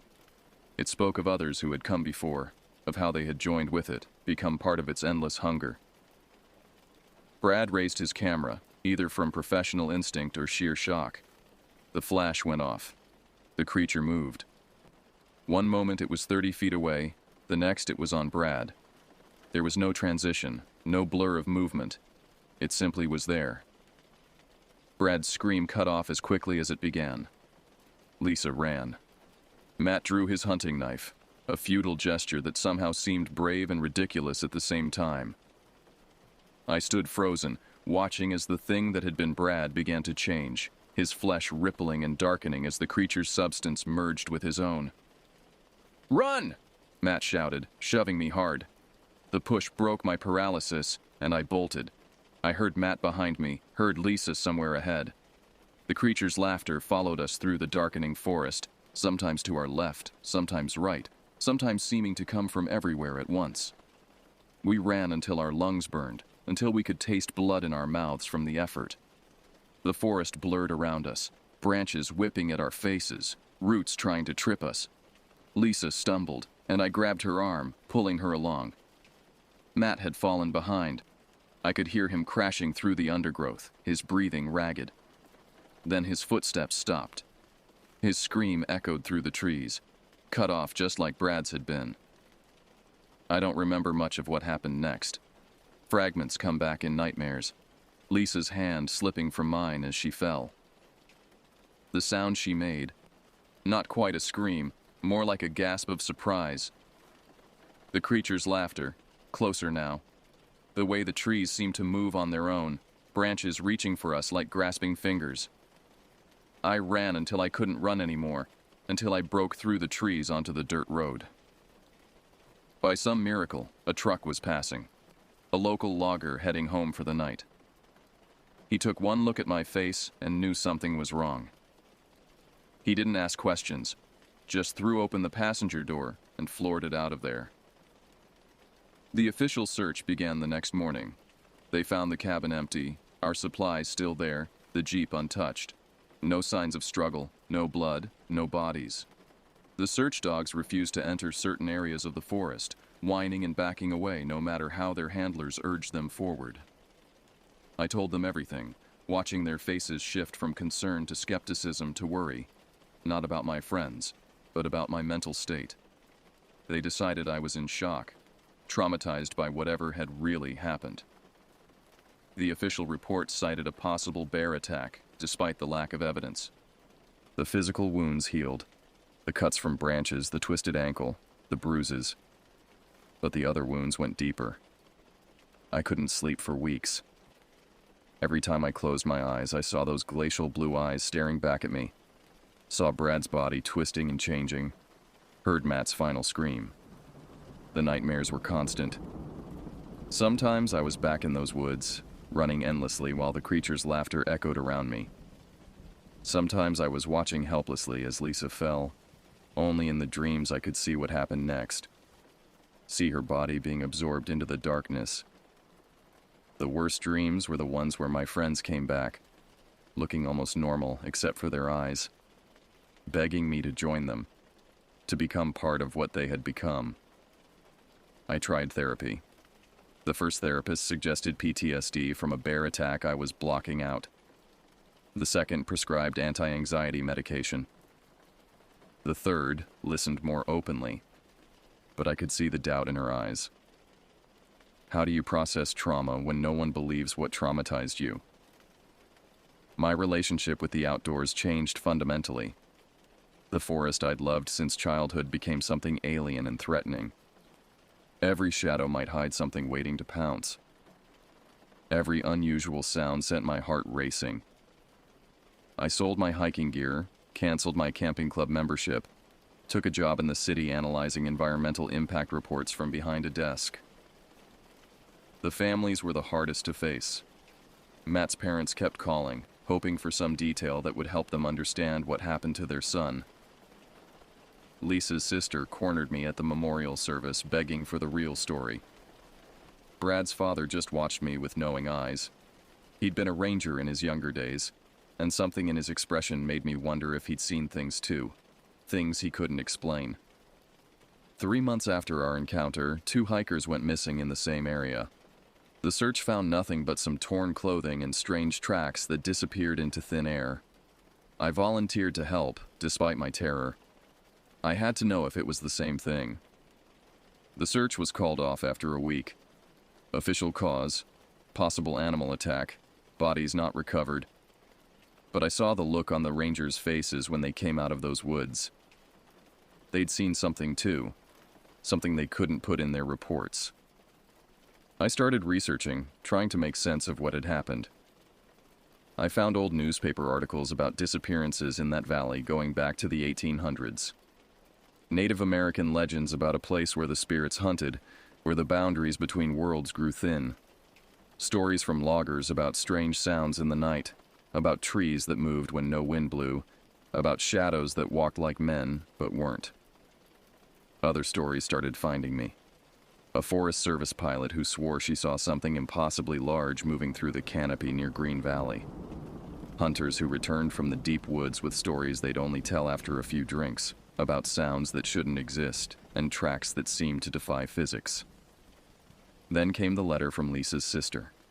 She'd been going through Lisa's research notes and found something strange. In the weeks before our trip, Lisa had been tracking unusual wildlife behavior patterns. Entire herds of elk changing their migration routes overnight. Wolf packs abandoning their territories for no apparent reason. Bears that refused to enter certain areas, even when food was abundant. The animals knew, she wrote. They were trying to warn us. A year after the incident, I received an anonymous package. Inside was a photo, grainy and dark, taken by what looked like a trail camera. Most of it was shadows, but in one corner, barely visible, was a familiar shape. Tall, dark, with eyes that seemed to glow even in the poor quality image. The photo was marked with GPS coordinates. I burned it. 5 years have passed since that day in the woods. I still live in the city, but I've started hiking again, though never alone and never in remote areas. The therapist I see now doesn't try to explain away what happened. Instead, she helps me live with the knowledge that the world is stranger and more terrifying than most people realize. The official investigation into my friend's disappearances was eventually closed. Unsolved, like so many wilderness disappearances. The cabin was torn down a year later, officially due to code violations. The trails in that area were quietly closed, marked as environmentally sensitive habitat. I think about what that thing said, about hunger and patience, about others joining it.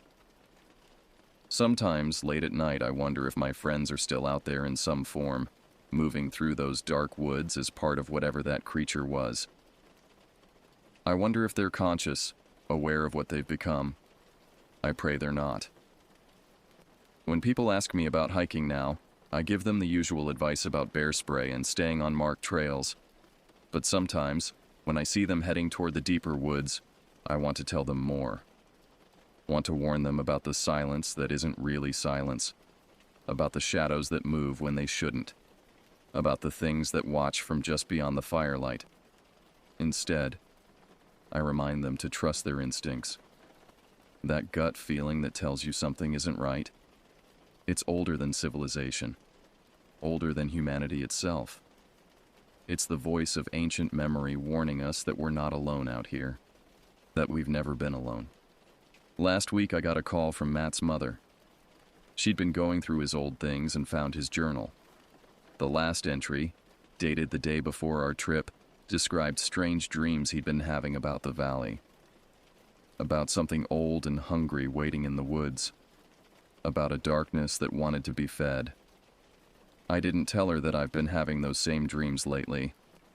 That sometimes when the wind blows a certain way, I catch that sweet metallic smell. That I've started seeing shapes at the edge of my vision. Glimpses of something tall and dark with glacial blue eyes. Because deep down, I know the truth. It let me escape that day. Not out of mercy, but because it wanted me to spread its story. To plant the seed of its existence in other minds. To make others wonder what really lurks in the dark places of the world. And it's working.